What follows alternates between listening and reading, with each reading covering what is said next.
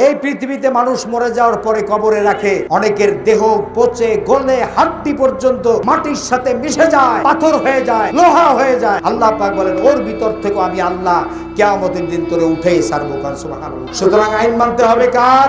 সবাই কিন্তু জবাবটা দেয় নাই।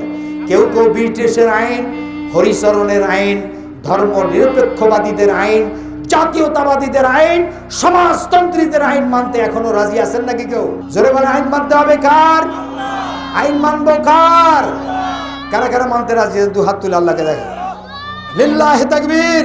আল কোরআনের আলোম, আল হাদিসের আলোম, কোরআন আছে যেখানে, কোরআন নাই যেখানে, দুনিয়ার মুসলিম। লিল্লাহি তাকবীর। আলহামদুলিল্লাহ বলেন, সকলে বলুন আলহামদুলিল্লাহ।